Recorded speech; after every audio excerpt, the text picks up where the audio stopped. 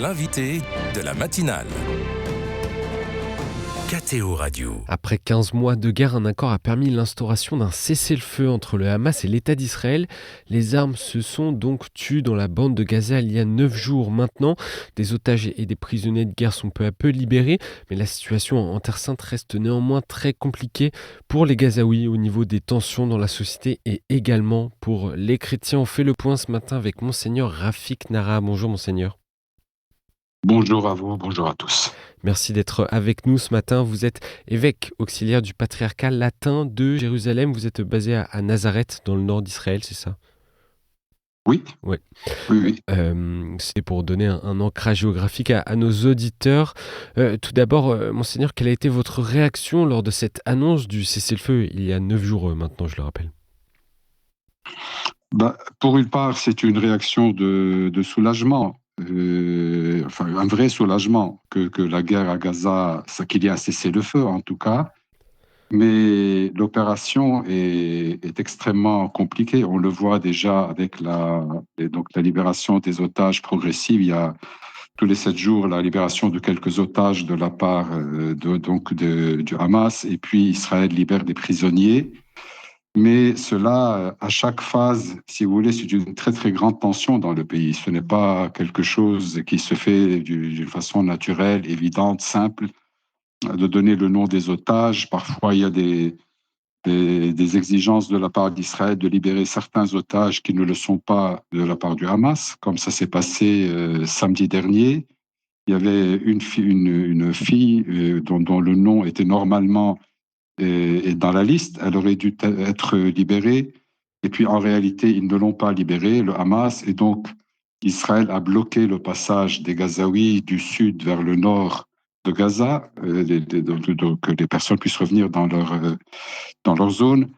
Et ça a été une très, très grande tension un peu partout samedi dernier. Cela va se répéter maintenant de semaine en semaine. Rien n'est très certain. Mais de toute manière, il est évident que de tous côtés, il y a quand même un désir chez beaucoup de personnes, je ne dirais pas tout le monde, chez beaucoup de personnes, il y a un désir que cela finisse, que la violence vraiment s'arrête. À part chez chez certains extrémistes qui voudraient que la guerre continue pour une supposée victoire définitive. Parmi les principaux concernés, il y a d'abord les Gazaouis, les personnes qui vivent dans la bande de Gaza. Dans quel état d'esprit sont-ils 9 jours après ce cessez-le-feu ? Est-ce que vous avez des nouvelles ? Écoutez, état d'esprit, il y en a qui veulent revenir. Quand on voit des Gazaouis réagir, ils veulent rentrer chez eux. Mais malheureusement, ceux qui sont empressés, ceux qui étaient dans le sud de la bande de Gaza et dont les maisons sont plutôt dans le nord, ils veulent rentrer un peu voir leur endroit, mais ils ne peuvent qu'être extrêmement choqués parce qu'il y a une destruction tellement massive qu'en réalité, ils ont du mal à trouver même l'emplacement de leur maison. Donc, en même temps, il y a la volonté de revenir, mais l'avenir proche va être extrêmement difficile. La bande de Gaza est complètement inhabitable, en tout cas pour une bonne part, très grande part de Gaza est inhabitable. Et donc, il faudra trouver des solutions où loger ces personnes-là en attendant de reconstruire. Et puis, quand on reconstruit, est-ce qu'on reconstruit pour le long terme ou est-ce qu'on reconstruit dans l'attente de la prochaine fois, de la prochaine guerre? Donc, il y a quand même beaucoup, beaucoup d'incertitudes qui flottent dans cette situation-là. Et les récits qui nous parviennent de la bande de Gaza en France sont souvent des récits d'une grande souffrance. Monseigneur Rafik Nara, est-ce que vous avez des nouvelles de la paroisse de Gaza et de l'église de la Sainte Famille ? Je n'ai pas directement des nouvelles de la paroisse, car moi je suis vicaire patriarcal en Israël, mais j'ai, par le contact quotidien avec le patriarcat, le patriarche, en réalité, les relations n'ont jamais cessé avec la paroisse, et le patriarcat a constamment pu, Dieu merci, avec beaucoup, beaucoup d'efforts et de difficultés, a pu continuer à faire entrer des produits alimentaires, des médicaments et des choses essentielles, au moins l'essentiel pour la vie. à la paroisse de Gaza, sachant que la paroisse qui a reçu ces biens a partagé largement aussi avec les familles qui habitent alentour.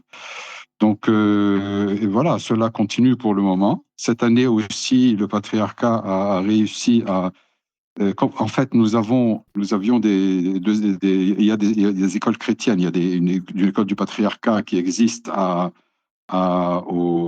Gaza, mais les écoles étaient détruites pendant la guerre. Mais comme les enfants restent à la maison et que c'est une très très grande inquiétude pour leurs parents, donc cette année, on a ouvert une sorte d'école euh, dans des locaux quelconques, les locaux non détruits, où on a pu quand même commencer un peu une activité scolaire pour les enfants, pour les enfants qui fréquentaient nos écoles, pour que les enfants ne restent pas inactifs à la maison. Encore une fois, pour les parents, tout ce temps qui passe et leurs enfants qui ne font rien, c'est une très très grande inquiétude.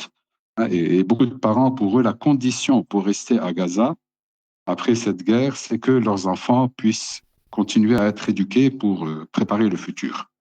Forcément Voilà. avoir accès à l'éducation. Monseigneur Nafik Nara, on vous a eu en décembre dernier au moment des fêtes de Noël sur KTO Radio.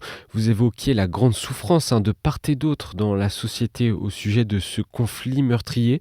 Est-ce que ce cessez-le-feu suscite de l'espoir ? Comment il est perçu dans la société ? Comme vous le dites, il y a vraiment du côté de Gaza, c'est évident. Là, il suffit de regarder les photos, on devine la situation. Mais côté société israélienne, il y a vraiment une très grande souffrance aussi, qui est parfois moins visible. Mais déjà, même les soldats, il y a eu beaucoup de soldats morts, de jeunes qui sont morts, mais il y a aussi beaucoup de personnes qui sont grièvement blessées. 13 000, on parlait de 13 500 jeunes qui ont perdu un membre, enfin un œil ou une main ou un pied. Et donc, c'est une immense souffrance avec le traumatisme lié donc à la disparition des otages, maintenant leur retour, mais toutes les familles qui sont autour vivent cela très difficilement avec une inquiétude pour le futur. Donc, véritablement, la souffrance, elle est des deux côtés. Je pense que nous avons besoin de respecter cette souffrance qui est des deux côtés, sans entrer immédiatement dans des considérations du genre accusatrices des uns et des autres. Vous voyez, voilà. Et par rapport au cessez-le-feu, comment il est reçu dans la société ? Dans la société israélienne, en tout cas, pour toutes ces familles qui sont concernées pour le retour des otages, oui, ça crée ça donne beaucoup de joie. Mais c'est une joie mêlée à beaucoup d'inquiétudes, comme je vous disais au début, parce que le processus du cessez-le-feu avec les libérations des otages est un processus très long et épineux. Voilà. Et puis, il y a aussi il y a une grande division au sein de la société israélienne entre deux tendances. Une tendance qui voudrait vraiment que cette guerre finisse. Et puis, il y a une partie de la société qui voudrait que la guerre continue jusqu'au bout. Voilà. Et cela crée aussi des tensions internes. En Israël, la société est assez divisée déjà dès avant cette guerre. Il y avait avec la réforme juridique qui avait commencé, il y avait une grande division au sein de la société, mais on continue de sentir cela encore aujourd'hui sous d'autres formes. Donc là aussi, la situation n'est pas très simple au sein d'Israël. Un autre front s'est ouvert il y a quelques jours au nord de la Cisjordanie, autour de la ville de Jénine, où l'armée israélienne a lancé une vaste opération militaire. Il y a au moins 14 personnes qui ont trouvé la mort. Monseigneur Rafik Nara, quelles conditions vous paraissent primordiales aujourd'hui pour envisager durablement la fin du conflit, si on peut l'envisager ? Une chose évidente, c'est que tant que les Palestiniens n'auront pas la possibilité d'avoir un chez-soi, de vivre, d'avoir une forme d'autonomie, s'ils ne sentent pas que leur dignité est respectée, la liberté de déplacement, qu'ils puissent sortir. Et aujourd'hui, c'est extrêmement difficile pour un Palestinien de voyager, de sortir du pays. Donc, il a la liberté de se déplacer et il n'y aura jamais de paix. Mais en même temps, pour Israël aussi. Israël a droit à la sécurité.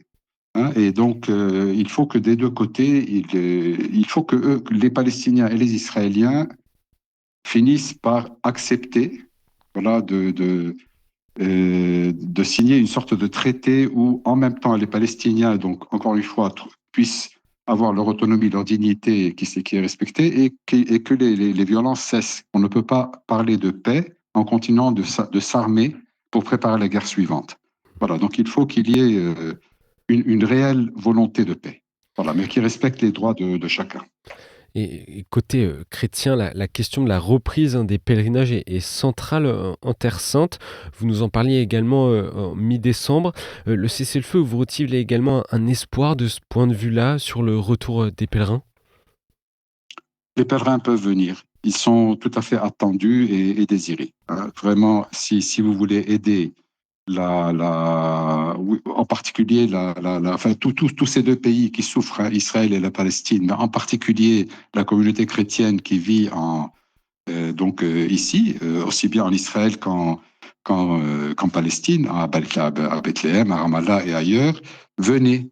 Venez, par votre présence, la présence des pèlerins est très importante. C'est un soutien moral, spirituel, c'est un soutien matériel aussi, hein, parce que ça permet à beaucoup de personnes qui travaillent dans les pèlerinages et le tourisme, donc de travailler, d'accueillir les restaurants, les hôtels, les lieux saints. Voilà, donc la venue des pèlerins est un très très grand soutien et franchement, pour le moment, il n'y a pas de risque. Enfin, il y a toujours un risque, même si je vais au Hawaï demain matin, il y a un risque, hein, mais je veux dire, il n'y a pas de risque immédiat lié à la guerre. On peut venir faire un pèlerinage, un bon pèlerinage, et on attend, hein, voilà, venez faire revivre ce pays qui est désolé depuis 1 an et demi désormais. Et qu'est-ce qu'apporte un retour de pèlerins en Terre Sainte pour l'ensemble de la société? Quel serait le message du retour des pèlerins en Terre Sainte? Bah, écoutez, nous les chrétiens, ce pays-là est important pour nous. Venez aussi être présents pour montrer que cette Terre Sainte, elle est une Terre Sainte pour nous.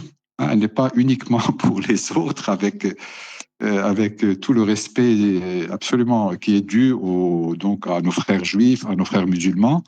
Mais nous chrétiens, notre présence dans ce pays est essentielle. Tout a commencé ici. Jésus est né à Bethléem, il a vécu à Nazareth, il est mort et ressuscité à Jérusalem. Toute l'histoire sainte, l'essentiel de l'histoire sainte a eu lieu dans ce pays. C'est de Jérusalem que l'évangile est sorti au monde et c'est à Jérusalem qu'on vient se ressourcer, à Nazareth, à Bethléem. Voilà, donc pour nous, c'est très important de garder cela présent et que nos chrétiens, non seulement en parlent de temps en temps, en discutent ensemble, mais de l'expérimenter. Venir sur cette terre sainte, véritablement, je peux le dire de mon expérience personnelle, la première fois que j'étais venu dans ce pays pour faire un pèlerinage, c'est ainsi que je suis arrivé dans ce pays, ça a été une transformation intérieure et la Bible est devenue un livre vivant. Voilà, non pas simplement un livre intellectuel, mais un livre qui raconte comment Dieu est vraiment entré dans le monde pour le changer et pour nous porter la paix et l'espérance. Merci, monseigneur Rafik Nara. En tout cas, le message est passé pour ceux qui veulent se rendre en Terre Sainte. En tout cas, on comprend que cela est possible. Encore merci pour votre témoignage. Je rappelle à nos auditeurs que vous êtes évêque auxiliaire du patriarcat latin de Jérusalem, basé à Nazareth. Encore merci. On va continuer à suivre la situation. Bonne journée. Merci, bonne journée à vous tous. Merci.